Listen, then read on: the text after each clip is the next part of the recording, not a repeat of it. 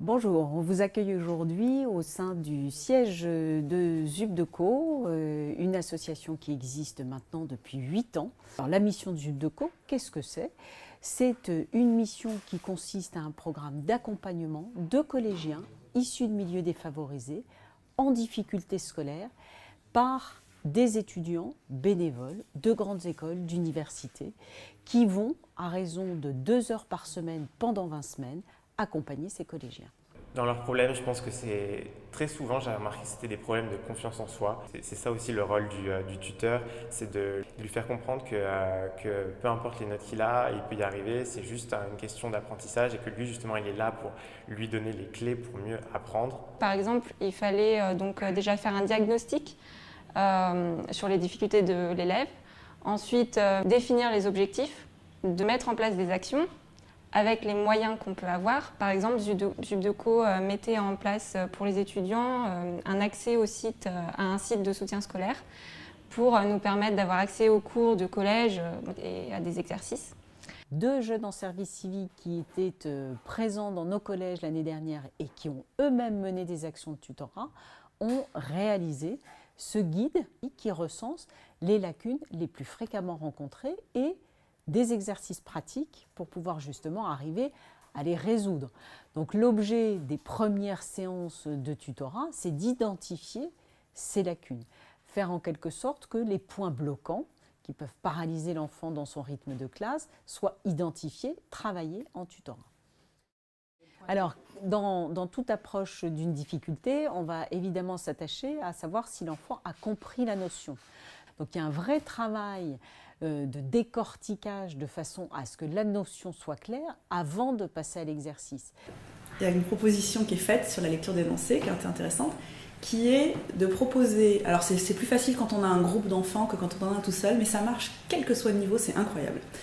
Vous prenez un énoncé de quelques lignes, que ce soit un énoncé de maths, dans le français, l'anglais, etc., peu importe, et les jeunes, les enfants, les élèves, doivent poser des questions sur l'énoncé. Donc on leur laisse 3 minutes pour le lire, ils doivent fermer le livre, et après ils doivent se poser les uns aux autres des questions sur l'énoncé. Donc imaginons qu'il y a un problème de maths du genre 20 pirates débarquent sur une île, ils ont trouvé un coffre avec, etc.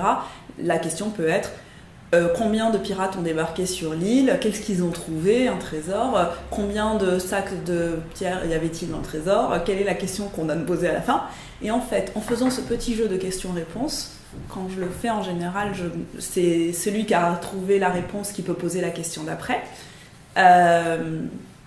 Et ben en fait, ils font une analyse de texte, ils font une analyse de l'énoncé, et là en général, la réponse elle apparaît toute seule, il n'y a plus rien à faire.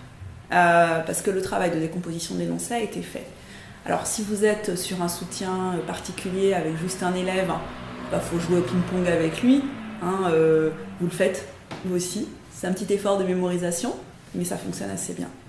L'étudiant, dans son envie de bien faire, très souvent apporte les réponses initialement au collégien, alors que celui-ci n'a même pas pris le temps de réfléchir. Ce qui nous importe, nous, c'est de renvoyer l'interrogation au collégien, le responsabiliser dans ce qu'il fait ou de ce qu'il ne fait pas, lui donner la possibilité d'être acteur de ce qu'il veut mener à l'intérieur de ce tutorat solidaire. Si on veut prendre un exemple, nous avons des collégiens qui systématiquement n'apportent pas leurs affaires pour travailler. La première réponse d'un étudiant, dans la majorité des cas, c'est de trouver une ressource, une solution, de créer un exercice, de créer une dictée, de se mettre en place, de réfléchir à ce qu'il pourrait proposer. Or, la meilleure des solutions serait que le collégien s'approprie cette difficulté, mesure les conséquences du fait qu'il n'ait pas rapporté ses affaires et quelle est la solution qu'il va proposer lui pour que la séance de tutorat puisse avoir lieu. La posture idéale, c'est au lieu d'avoir un étudiant qui dit « on va trouver une solution, je vais te proposer des éléments », de renvoyer au collégien en lui mentionnant « qu'est-ce que tu proposes ?» Les 2 éléments qui servent de support au suivi de l'enfant, c'est à la fois le cahier de suivi qui est mis en place entre le collégien et l'étudiant, mais également le cahier de texte qui est l'outil de référence de ce qui se passe dans le rythme de la classe pour le collégien. Alors, pour faire justement ce suivi d'objectifs, on va formuler l'objectif sur le cahier de suivi du collégien. Si l'objectif n'est pas rempli à la séance suivante, le collégien n'a pas apporté ses affaires. On va renoter que l'objectif n'est pas atteint. Donc on va fonctionner en vignette, une vignette verte pour ce qui est atteint, une vignette rouge pour ce qui n'est pas atteint.